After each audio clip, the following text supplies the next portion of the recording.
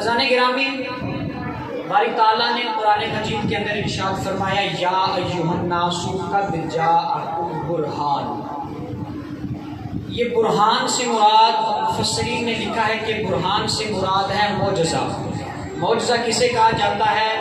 نشانی کو معجزہ کہا جاتا ہے، دلیل کو معجزہ کہا جاتا ہے۔ آپ دیکھتے ہیں انبیاء کرام اس دنیا کے اندر آئے، لوگوں کی اصلاح کرنے کے لیے آئے۔ انبیاء کے آنے کا مقصد انسانوں کی اصلاح کرنا، انسانوں کو اچھے راستے کے اوپر چلانا، دین کی تبلیغ کرنا، یہ انبیاء کرام علیہم السلام کا مقصد ہے۔ اب معجزہ انبیاء کرام کے پاس دلیل ہے۔ معجزہ کیا ہے جی؟ دلیل ہے۔ میں مثال دے کر سمجھاتا ہوں تاکہ چھوٹا بڑا ہر بندہ بات کو سمجھ آئے۔ ہمارے معاشرے کے اندر محکمے ہوتے ہیں، آرمی کا محکمہ ہے، پولیس کا محکمہ ہے۔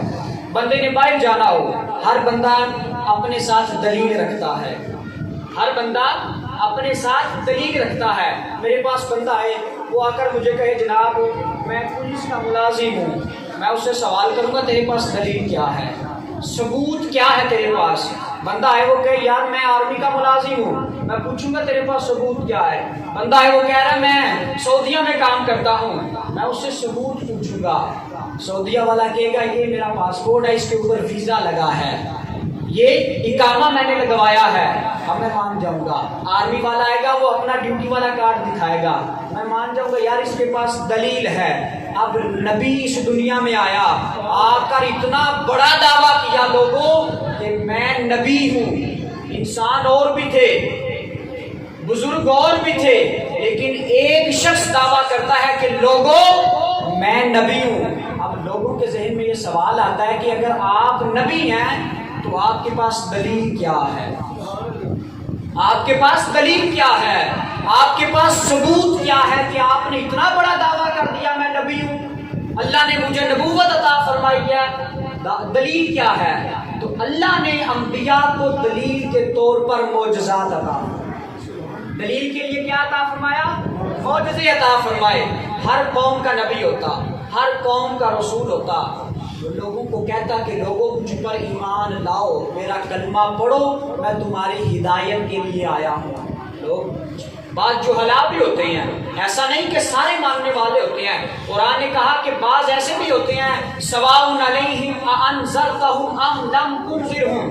قرآن کہتا ہے بعض لوگ ایسے تھے کہ رسول اللہ سے معجزے طلب کرتے، نبی معجزے دکھاتے، لیکن ان کی ذات پر کوئی فرق نہیں پڑتا۔ قرآن کہتا ہے کہ برابر ہیں، آپ انہیں ڈرائیں یا نہ ڈرائیں۔ ختم اللہ علی قلوبہم، ان کے دلوں کے اوپر مہر لگ چکی ہے۔ ایسے لوگ بھی موجود تھے۔ بہرحال ابو جہل جیسے ایسے لوگ تھے، وہ نہیں مانتے تھے، کیا کیا معجزہ نہیں دیکھا۔ لیکن بات کرنے کا مقصد یہ ہے کہ اللہ نے نبوت کی دلیل کے لیے انبیاء کو معجزہ عطا فرمایا۔ معجزہ دلیل کو کہا جاتا ہے۔ میں اس کی ذرا تفصیل کر دیتا ہوں کہ معجزے کے اندر، قدرت الہی کے اندر اور جادوگری کے اندر بڑا فرق ہوتا ہے۔ معجزے کے اندر، اللہ کی قدرت کے اندر، جادوگری کے اندر فرق ہوتا ہے۔ مثال کے طور پر نبی مردے زندہ کرتا ہے۔ نبی کیا کرتا ہے؟ حضرت عیسیٰ کے مشہور واقعات ہیں۔ نبی کیا کرتے ہیں جی؟ بولے مردے زندہ کرتے ہیں۔ لیکن کوئی کہے جی سوال کر دے مردے زندہ کرنا تو اللہ کا کام ہے، اب یہ تو قدرت الہی ہوئی، لیکن نبی بھی مردے زندہ کرتا ہے۔ اب نبی کیا کرتا ہے؟ نبی اپنا عصا پھینکتا ہے، وہ سانپ بن جاتا ہے، لیکن یہاں جادوگر اپنی رسی پھینکتے ہیں، وہ بھی سانپ بن جاتے ہیں۔ فرق کیا ہوا؟ قدرت الہی میں، نبی کے معجزے میں اور جادوگری کے اندر عزیزان گرامی بڑا فرق ہوتا ہے۔ فرق یہ ہوتا ہے کہ جو میں ایک فرق آپ کے سامنے رکھتا ہوں، اللہ کی قدرت میں اور نبی کے معجزے میں سب سے بڑا فرق یہ ہے کہ اللہ جو کام کرتا ہے وہ اپنی ذاتی قدرت سے کرتا ہے۔ اللہ کو کسی نے سکھایا نہیں، اللہ نے کسی سے سیکھا نہیں، اللہ کو کسی نے وہ طاقت دی نہیں، اللہ کی وہ ذاتی طاقت ہے۔ لیکن نبی جو مردے زندہ کرتا ہے وہ اللہ کی دی ہوئی طاقت سے کرتا ہے۔ نبی جو مردے زندہ کرتا ہے وہ اللہ کی دی ہوئی طاقت سے کرتا ہے۔ یہ فرق ہو گیا قدرت الہی میں اور نبی کے معجزے میں۔ اب آ جاتے ہیں دوسری بات کی طرف، نبی کا معجزہ اور جادوگری، ان دونوں میں بڑا فرق یہ ہے کہ جادوگری کا توڑ ہوتا ہے، نبی کے معجزے کا توڑ کوئی نہیں ہوتا، نبی کے معجزے کا توڑ کوئی نہیں ہوتا۔ یہ کیسے ہم پہچانیں گے؟ ہم سے زیادہ جادوگر پہچانتے ہیں کیونکہ ان کا شعبہ ہے۔ اب دیکھیں حضرت موسیٰ کے کلمہ پڑھنے والے سب سے زیادہ لوگ جادوگر تھے، سب سے زیادہ کلمہ پڑھنے والے حضرت موسیٰ کا ان پر ایمان لانے والے وہ لوگ تھے جو جادو کیا کرتے تھے۔ اب جب وہ میدان کے اندر آئے، حضرت موسیٰ نے اپنا عصا پھینکا، انہوں نے اپنی رسیاں پھینکی، انہیں پتا چل گیا کہ موسیٰ کا جو سانپ بنا ہے عصے سے یہ معجزہ ہے، اور جو ہمارے سانپ بنے ہیں یہ جادوگری ہے۔ جادوگر پہچان گئے، وہ ایمان لے کر آ گئے۔ قرآن نے اس بات کی گواہی دی۔ تو ابتدا کے اندر ہمارا تکبیر، ہمارے رسالت، ہمارا تکبیر، زیادہ تر جادوگر۔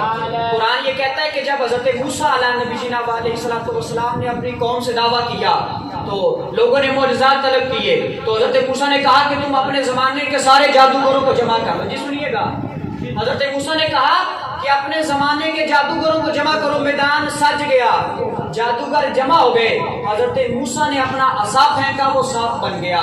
زمانے کے جادوگروں نے اپنی چھوٹی چھوٹی رسیاں پھینکی، وہ سانپ بن گئے۔ نبی کا معجزہ یہ تھا کہ حضرت موسیٰ کا عصا وہ سارے سانپوں کو نکل گیا، وہ سارے سانپ کھا گیا۔ اس کے بعد کیا ہوا؟ قرآن یہ کہتا ہے کہ اس کے بعد سارے جادوگر حضرت موسیٰ پر ایمان لے کر آ گئے، سارے جادوگروں نے حضرت موسیٰ کا کلمہ پڑھ لیا۔ اب یہ فرق تھا جادوگری کے اندر اور معجزے کے اندر۔ اللہ قرآن میں ارشاد فرماتا ہے میرے اور آپ کے محبوب کے متعلق، یا ایھا الناس قد جاءکم برہان، اے لوگوں بے شک تمہارے پاس دلیل آ گئی، تمہارے پاس معجزہ آ گیا۔ اب معجزہ کیا ہے؟ قرآن کے مطابق سب سے زیادہ معجزات اللہ نے حضرت موسیٰ کو عطا کیے۔ 9 معجزات قرآن کی تعداد بتاتا ہے، سب سے زیادہ معجزات حضرت موسیٰ کو ملے۔ لیکن میرے اور آپ کے آقا کے متعلق اللہ نے یہ نہیں ارشاد فرمایا کہ میں نے محمد کو چند معجزات دیے، گنتی کے معجزات دیے، نہیں۔ قرآن کہتا ہے کہ میں نے محمد کو سراپائی معجزات بنا کر بھیج دیا۔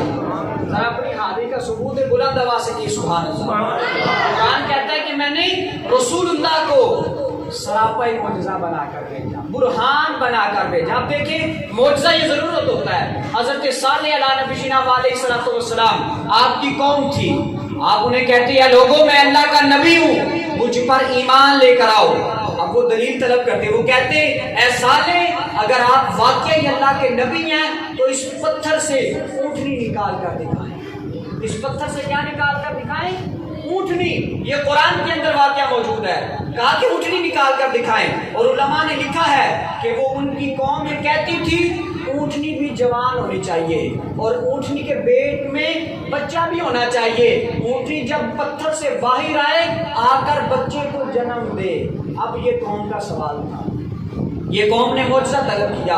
اب قوم کے ذہن میں بات یہ تھی کہ صالح یہ چیز نہیں کر سکیں گے، حضرت صالح پتھر سے اونٹنی نہیں نکال سکیں گے۔ کیوں؟ وجہ کیا تھی کہ لوگ فطرت کو دیکھتے تھے۔ فطرت کے اندر ہمارے رسم و رواج، ہماری فطرت کے اندر ایسا نہیں ہوتا کہ اونٹنی پتھر سے نکل آئے یا پہاڑ سے اونٹنی برآمد ہو جائے، یہ فطرت ہے۔ لیکن حضرت صالح صرف فطرت کو نہیں دیکھتے تھے، وہ فاطر السماوات والارض کو دیکھتے تھے۔ نبی کی جو نگاہ تھی وہ اللہ کے اوپر تھی، وہ تو فاطر السماوات والارض ہے۔ قوم فطرت دیکھتی ہے کہ فطرت میں یہ چیز محال ہے کہ لا محال ہے، لیکن نبی دیکھتا تھا کہ اللہ کی قدرت کے اندر سب کچھ موجود ہے۔ تو پھر کیا ہوا؟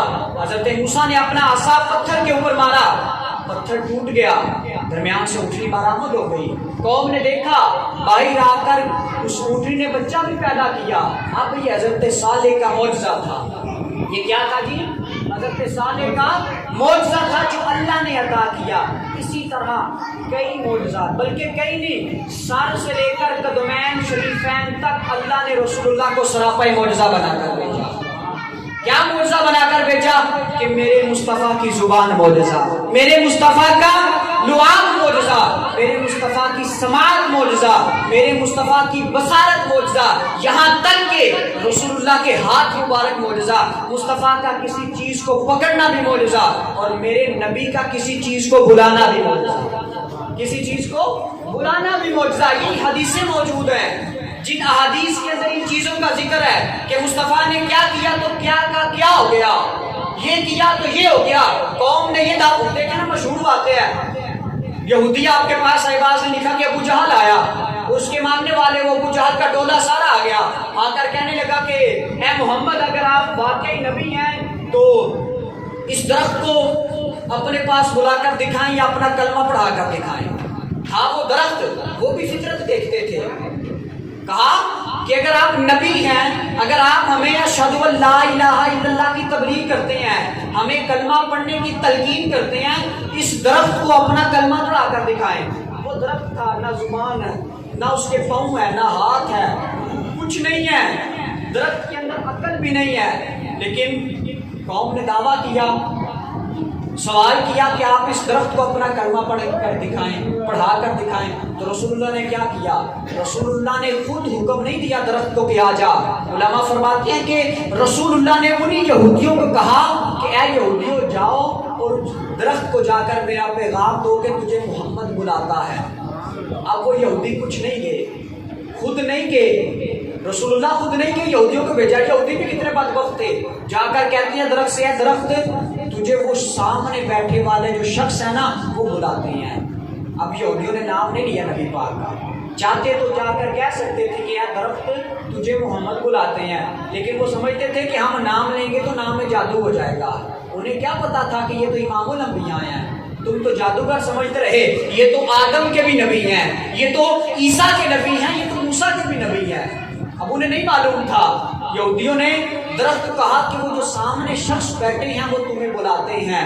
اب درخت نے جب یہ بات سنی تو درخت اپنی جگہوں سے ہلا، کبھی ادھر ہوا کبھی ادھر ہوا، اور آ کر مصطفیٰ کی بارگاہ میں حاضری دے دی۔ وہ درخت رسول اللہ کی بارگاہ کے اندر آ گیا۔ اب یہ کیا تھا؟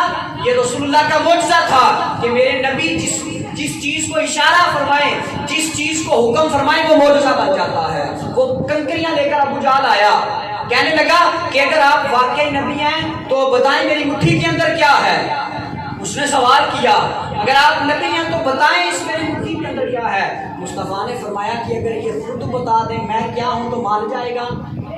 جو چیز مٹھی کے اندر موجود ہے اگر خود یہ بول کر بتا دے کہ میں کون ہوں مان جائے گا۔ وہ کہنے لگا کہ یہ تو بڑی وہ اعلیٰ بات ہو جائے گی، یہ تو اور حیرانگی والی بات ہو جائے گی۔ تو پھر کیا تھا؟ مصطفیٰ نے حکم دیا، مٹھی سے کنکریوں نے پڑھا اشہد ان لا الہ الا اللہ واشہد ان محمدا عبدہ ورسولہ۔ اب ان کنکریوں نے گواہی دی، ان کنکریوں نے گواہی دی کہ رسول اللہ نبی ہیں۔ اب یہ قرآن کے مطابق اللہ نے معجزات عطا فرمائے، سراپائی معجزہ بنا کر بھیجا۔ جس چیز کو دیکھتے ہیں معجزہ بن جاتا ہے، جس چیز کی سماعت کرتے ہیں معجزہ بن جاتا ہے۔ رسول اللہ کی حدیث ہے، فرمایا کہ اے لوگوں بروز جمعہ مجھ پر کثرت سے درود پڑھا کرو کیونکہ تمہارا درود میں خود سنتا ہوں۔ اب یہ حدیث ہے، کوئی یہاں بیٹھ کر درود پڑھ رہا ہے، کوئی دوسرے علاقے میں پڑھ رہا ہے، کوئی کسی شہر میں پڑھ رہا ہے، کوئی کسی ملک کے اندر پڑھ رہا ہے، لیکن میرے آقا سب کا درود ایک وقت سماعت فرماتے ہیں، سب کا درود ایک وقت سماعت فرماتے ہیں۔ اب یہ ہمارے جیسا عام انسان نہیں کر سکتا، یہ میں نہیں کر سکتا۔ ہمارے معاشرے کے اندر فرقہ واریت کو پھیلایا جاتا ہے، لوگوں کے اندر لڑائیاں کروائی جاتی ہیں، علماء کے اندر تفرقہ بازی پھیلائی جاتی ہے، لوگوں کو آ کر کہا جاتا ہے یار نبی تو میرے تیرے جیسا ہے۔ لوگ نبی عام انسانوں کی طرح ہوتا ہے۔ میں پوچھتا ہوں یار اگر نبی عام انسانوں کی طرح ہوتا ہے تو عام انسان کی اتنی سماعت ہے کہ وہ ہر بندے کی بات سن سکے۔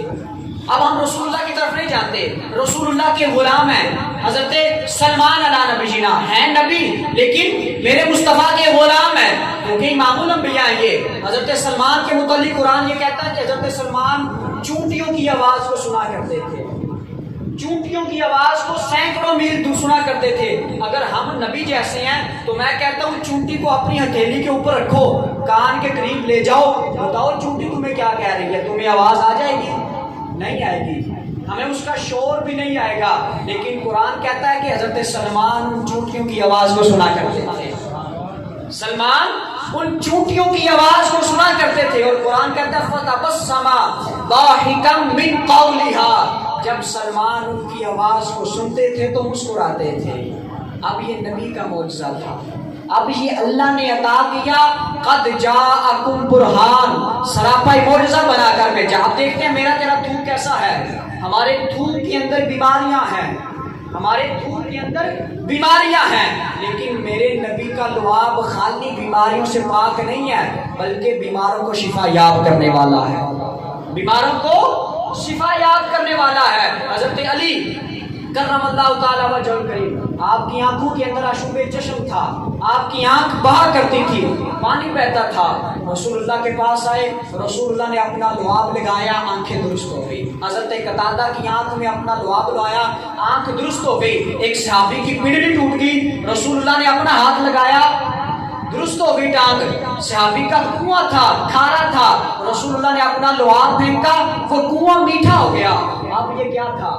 हमारा थूक बीमारियां बनाता है, लेकिन जाने आलम फख्र आलम का ये मौजज़ा है, सैयद आलम का ये मौजज़ा है जो अल्लाह ने अता किया। और आखिरी बात, बस जी टाइम की किल्लत है, ये तो रसूलुल्लाह के औसाफ हैं, रसूलुल्लाह की समात भी है, बसारत है। रसूलुल्लाह का यदुल्ला वाला हाथ किसी चीज में रखना, वो ये हज़रत इब्ने मसूद की बकरी के थनों में हाथ लगाना तो पट बकरी के थनों में दूध का आ जाना फितरी तौर पर नामुमकिन है। जिस बकरी ने बच्चा ही नहीं जना, जिसे आम पंजाबी जुबान के अंदर पट कहा जाता है, रसूलुल्लाह उस बकरी के थनों को हाथ लगाते हैं तो दूध से भर जाती हैं।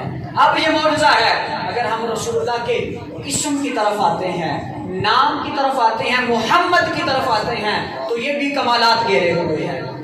नाम में मोहम्मद भी कमालात को समेटते हुए। उलमा फरमाते हैं कि जिस दस्तरखान के ऊपर नाम मोहम्मद वाला बंदा बैठा होगा, उस दस्तरखान में कभी बेबरकती नहीं होगी।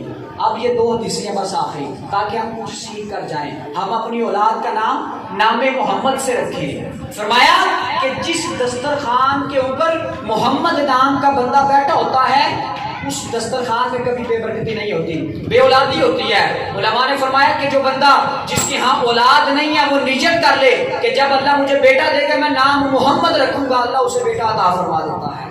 हालांकि इमाम हुसैन रसूलुल्लाह के नवासे, आप फरमाते हैं कि जिसके यहाँ बेटा पैदा नहीं होता या औलाद नहीं होती, वो बंदा जब अपनी बीवी के पास जाए, उसकी नाफ के ऊपर हाथ रख कर कहे कि ऐ बच्चे, मैंने तेरा नाम मोहम्मद रख दिया है, अगर पेट के अंदर बेटी भी होगी तो अल्लाह उसे बेटा पैदा फरमाएगा।